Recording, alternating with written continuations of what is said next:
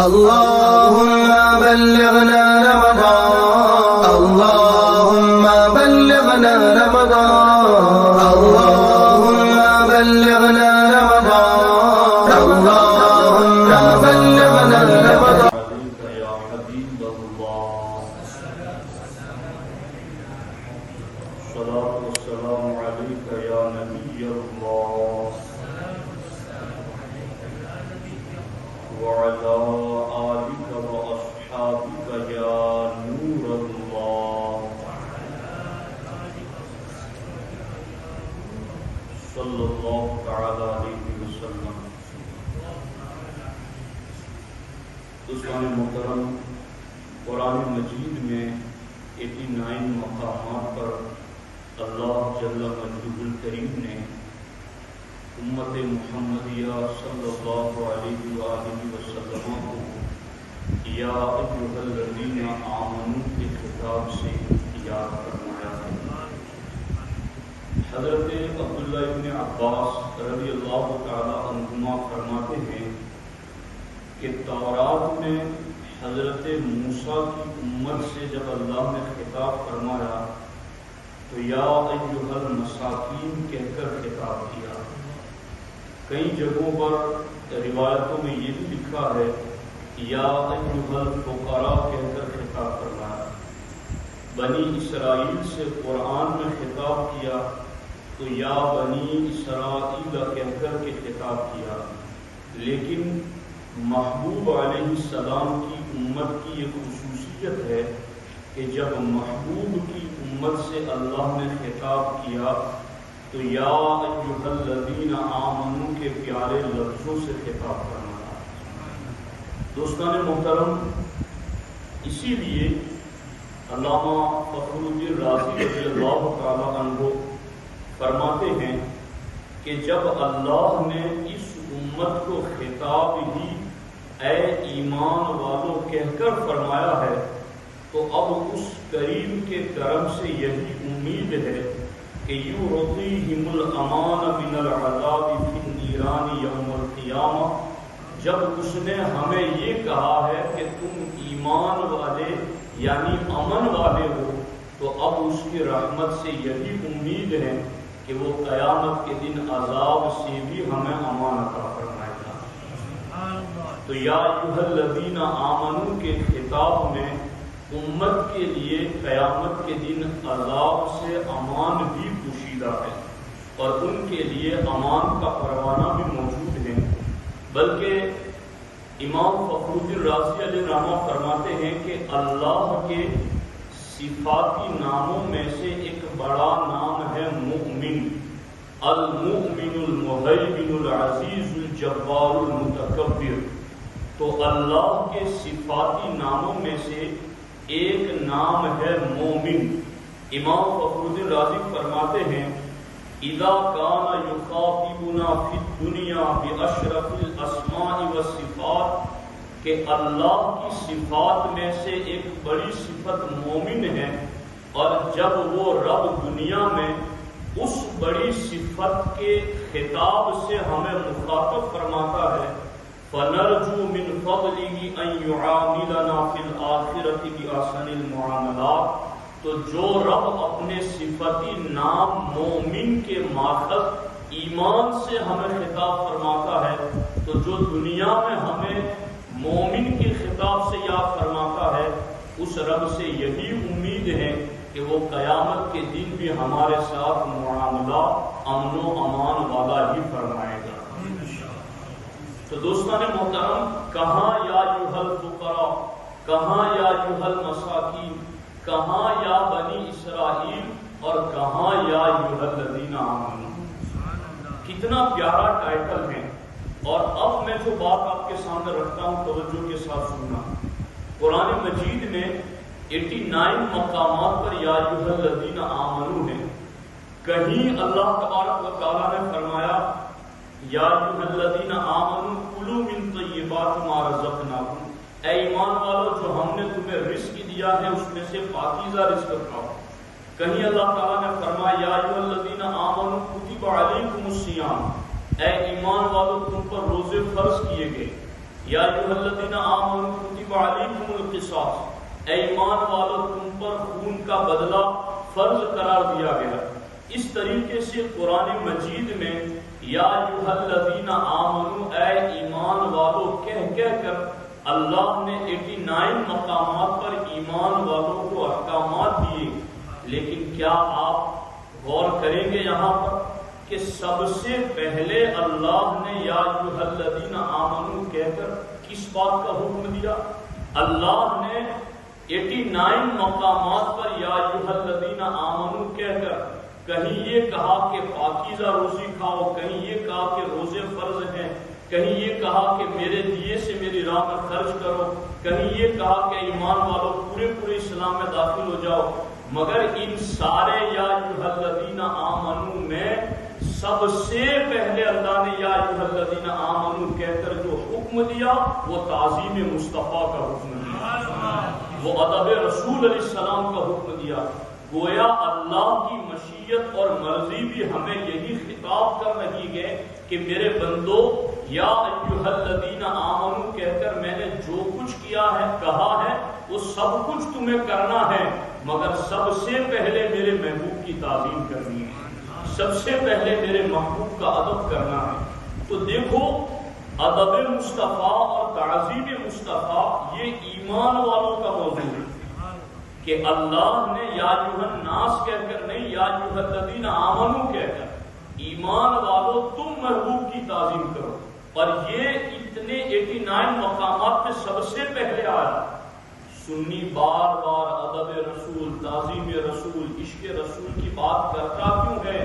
کہ رب قرآن میں ایمان والوں کو سارے حکم بعد میں دیتا ہے، ایمان والوں کو ادب رسول کا حکم سب سے پہلے دیتا ہے۔ اب یہاں پر آپ غور فرمائیں کہ یہ آیت نازل کب ہوئی اور یہ کتنا سینسیٹیو مسئلہ ہے کہ یہاں پر اس مسئلے کے اندر کتنی گہرائی ہے اور کتنی چھوٹی سی بات پر پکڑ ہو جاتی ہے۔ جب ہمارے نبی ہجرت فرما کر مدینہ تشریف لائے تو مدینہ طیبہ میں صحابہ کرام حضور علیہ السلام کے سامنے بیٹھے ہوتے، سرکار خطاب فرماتے، کلام فرماتے، تو جن صحابہ کو سمجھ میں نہ آتا یا سمجھنے میں تھوڑی تکلیف محسوس ہوتی وہ بارگاہ رسالت علی صاحبہ الصلاۃ والسلام میں عرض کرتے راعینا یا رسول اللہ صلی اللہ علیہ وسلم، اے اللہ کے رسول ہمارے حال کی رعایت فرمائیں، ہمیں سمجھنے کا موقع دیں، ہمارے سامنے بات واضح فرمائیں۔ یوں صحابہ کرام کو جب کوئی بات سمجھ میں نہ آتی تو پھر اس وقت صحابہ کرام راعینا کا لفظ استعمال کرتے ہیں، لیکن اللہ اکبر یہی لفظ یہودی لوگوں کے یہاں عبرانی زبان میں ایک بے ادبی کے معنی میں استعمال ہوتا ہے۔ یہودی قرآن میں دوسری جگہ اللہ تعالیٰ نے فرمایا ہے کہ لیم بِأَلْسِنَتِهِمْ وَطَعْنًا فِي الدِّينِ، کہ دین میں طعنا کرنے کے لیے زبان کو موڑ کر کے یہودی راعینا کو راعین پڑھتے یا راعینا پڑھتے، اور یہ دونوں لفظ یہودیوں کی زبان میں عبرانی لغت میں غلط معنی کے لیے آتا۔ راعین کا معنی خطا کار آتا اور راعینا کا معنی ہم میں سب سے بڑا بے وقوف اور ہمارا چرواہا۔ تو معاذ اللہ رب العالمین یہودی لوگ جب صحابہ کو یہ لفظ بولتے ہوئے انہوں نے دیکھا کہ یہ تو صحابہ بول رہے ہیں، تو انہوں نے سوچا کہ ہمیں تو آج تک پیٹھ پیچھے ہم گالیاں دیتے تھے، مگر اب ہمیں موقع مل گیا کہ ہم سامنے انہیں یہ لفظ اس طرح زبان موڑ کر بولیں گے تاکہ آگے والے کو پتہ بھی نہ چلے اور ہماری طرف سے یہ بھڑاس نکل جائے بغض کی، عداوت کی۔ لیکن خدا کی قسم حضرت سعد بن معاذ اور دوسری روایت کے مطابق حضرت سعد بن عبادہ، یہ دونوں یہودیوں کی عبرانی زبان کے ماہر عالم تھے۔ جب انہوں نے یہودیوں کو حضور کے سامنے راعینا زبان موڑ کر بولتے ہوئے دیکھا تو حضرت سعد بن معاذ رضی اللہ تعالی عنہ نے کہا یا اعداء اللہ علیکم لعنت اللہ، اے اللہ کے دشمنوں تم پر اللہ کی لعنت ہو، والذی نفسی بیدہ، اس رب کی قسم جس کے قبضۂ قدرت میں میری جان ہے، لئن سمعتها من رجل منکم یقولها لرسول اللہ صلی اللہ علیہ وسلم لأضربن عنقہ، سن لو اے اللہ کے دشمنوں،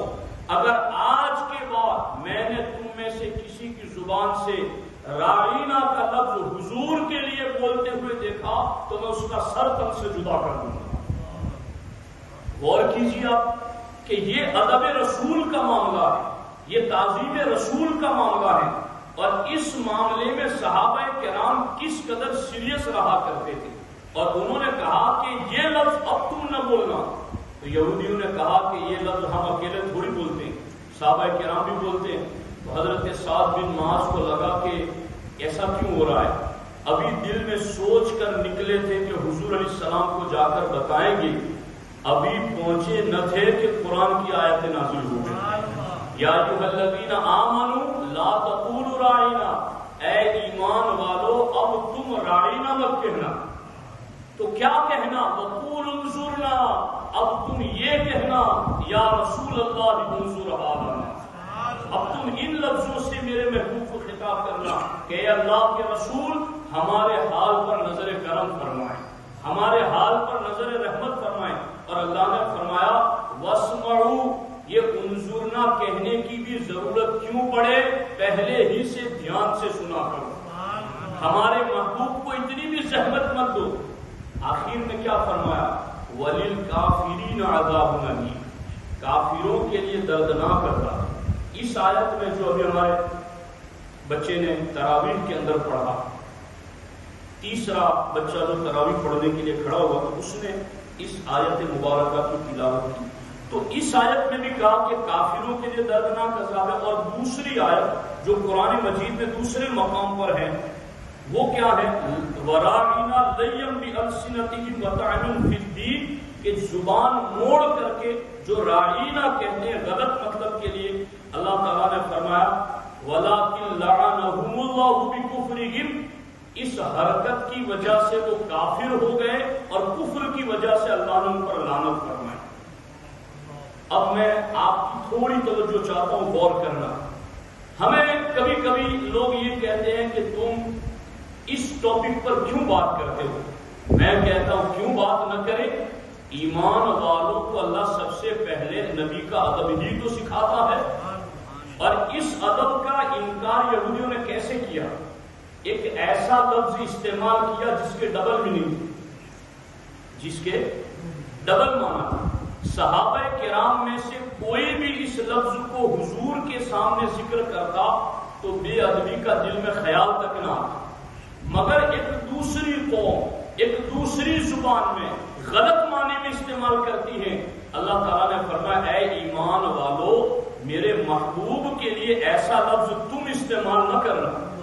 اور جنہوں نے استعمال کیا ان کا کیا، اللہ نے فرمایا دونوں جگہ، سورہ نساء میں بھی سورہ بقرہ میں بھی دونوں جگہ کہا جنہوں نے اس نیت سے استعمال کیا وہ کافر ہو گئے۔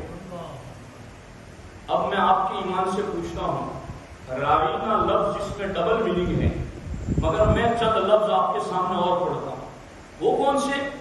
کہ نبی سے زیادہ شیطان کو علم ہے، بتاؤ اس میں توحید ہے یا نہیں؟ اسی طریقے سے نبی کو دیوار کے پیچھے کا علم نہیں، اسی طریقے سے یہ کہنا کہ نبی کی ویلیو گاؤں کے چودھری اور سرپنچ جیسی ہے، اسی طرح سے یہ کہنا کہ نبی معاذ اللہ مر کر مٹی میں مل گئے ہیں، جو رب راعینا جیسا لفظ جس کے ڈبل میننگ ہے وہ نہیں بولنے دیتا، تو جس لفظ میں کھلی ہوئی توحید ہو وہ لفظ اپنے محبوب کے لیے رب کیسے گوارا کرنا ہے؟ یہاں پر کئی لوگوں کو یہ بھی شبہ ہوتا ہے کہ آپ ٹھیکیدار ہیں جو سب کو یہ کہتے پھرتے ہیں کہ یہ مومن نہیں وہ مومن نہیں صرف سنی مومن ہے، تو آپ ٹھیکیدار ہیں؟ میں نے کہا ہم ٹھیکیدار نہیں ہیں، اور ہمارے پاس کوئی ایسا اپنا ذاتی بنایا ہوا قاعدہ نہیں ہے کہ جس سے ہم کسی کو کافر یا مومن کہہ سکیں، لیکن ہاں اللہ جس نے قرآن قیامت تک کے لیے نازل کیا ہے اس نے خود بتایا ہے کہ کہ جو رائنا جیسا لفظ استعمال کرے دو جگہ کہا کہ وہ کافر ہے، تو جس میں ڈبل میننگ ہے اس کا استعمال کرنے والا بری نیت سے کرتا ہے تو وہ کافر ہو جاتا ہے، جس میں ڈبل میننگ ہے ہی نہیں، جس میں سیدھا معنی توہین کا ہے۔ شیطان کا علم نبی سے زیادہ ہے، اس میں ہے کوئی ڈبل میننگ؟ نبی کو دیوار کے پیچھے کی خبر نہیں۔ اور یہاں میں ایک بحث، چونکہ وقت نہیں رہتا اتنا زیادہ، لیکن ایک بات میں عرض کر دیتا ہوں۔ اگر کوئی کہتا ہے کہ میں نے یہ لفظ بولا لیکن میری نیت یہ نہیں تھی، میرا ارادہ یہ نہیں تھا، تو یاد رکھنا اگر کوئی صریح لفظ بولتا ہے عرف میں، لوگوں کے عرف میں، لغت میں اور شریعت کی زبان میں وہ لفظ اگر خاص معنی کے لیے ہیں، اگر وہ لفظ کوئی بول کر یہ کہتا ہے میری نیت یہ نہیں تھی، تو اس کی نیت نہیں مانی جائے گی۔ مثال کے طور پر اگر کوئی کسی اپنی بیوی کو کہے انت طالق، کہ تجھے طلاق ہے، اب وہ یہ کہے کہ اس سے میرا مطلب یہ تھا کہ تو گیرا سے چھوٹ گئی ہے، تجھے میں نے باندھ کے نہیں رکھا، لوگ بھی مانا میرا برا۔ شریعت کہتی ہے تیرا لوگ بھی مانا نہیں مانا جائے گا، اس پر طلاق پڑ جائے گا۔ اسی طرح سے اگر کوئی یہ کہے کہ فلاں صاحب تو ولد الحرام ہے، فلاں صاحب تو حرام زادہ ہے، اور پھر اس سے پوچھا جائے تو کہ نہیں میرا مطلب تھا حرام سے حرمت والا، یعنی شان والا، تو فلاں حرمت والا ہے، فلاں حرام زادہ کہا، اور وہ یہ کہتا ہے میری نیت یہ ہے کہ اس سے مراد ہے حرمت والا بیٹا، تو کیا مانا جائے گا؟ عرف میں لوگوں کے عام بول چال میں ولد الحرام اور حرام زادہ یہ گالی ہی کے لیے استعمال ہوتا ہے۔ تو یاد رکھنا سارے فقہا نے یہ لفظ ذکر فرمایا التاویل فی لفظ صراح لا یقبل، کہ جہاں صاف صریح لفظ آ جائے گا وہاں تعویل نہیں مانی جائے گی۔ جہاں تعویل کی گنجائش تھی رائنا میں، وہاں تو رب نے کہا کہ انہوں نے بری نیت سے بولا یہ کافر ہو گئے، تو جہاں صریح لفظ میں تعویل کی گنجائش ہی نہیں، وہاں کسی کی نیت کی اجازت کیوں دی جائے گی کہ وہ یہ کہے کہ میری نیت یہ تھی؟ اس لیے یاد رکھنا ہم ذکر کریں گے یا ایھا الذین آمنوا پر، ساری باتیں کریں گے، مگر سب سے پہلے اللہ نے وہ یا ایھا الذین آمنوا ذکر کیا جس میں ایمان والوں کو نبی کا ادب اور نبی کی تعظیم سکھائی ہے۔ اس لیے اہل سنت و جماعت خوش نصیب ہیں، سعادت مند ہیں کہ ان کے یہاں یا ایھا الذین آمنوا والے دیگر فرامین پر بھی عمل ہوتا ہے، اور ان سے پہلے نبی کی تعظیم والے فرمان پر بھی عمل ہوتا ہے۔ اللہ جل مجدہ کریم کی بارگاہ میں دعا ہے اللہ تبارک و تعالی اس محفل کو اپنی بارگاہ میں قبول فرمائے۔ بسم اللہ الرحمن الرحیم، اللهم صل على سيدنا ومولانا محمد وآله وصحبه وبارك وسلم۔ اللهم ربنا آتنا في الدنيا حسنة وفي الآخرة حسنة وقنا عذاب النار۔ اللهم رب اغفر لي ولوالدي وللمؤمنين يوم يقوم الحساب۔ إن الله وملائكته يصلون على النبي يا أيها الذين آمنوا صلوا عليه وسلموا تسليما۔ اللهم صل على سيدنا ومولانا محمد وآله وصحبه وبارك وسلم، وأفوض أمري إلى الله إن الله بصير بالعباد، وصلى الله تعالى على خير خلقه وعلى آله وصحبه أجمعين برحمتك يا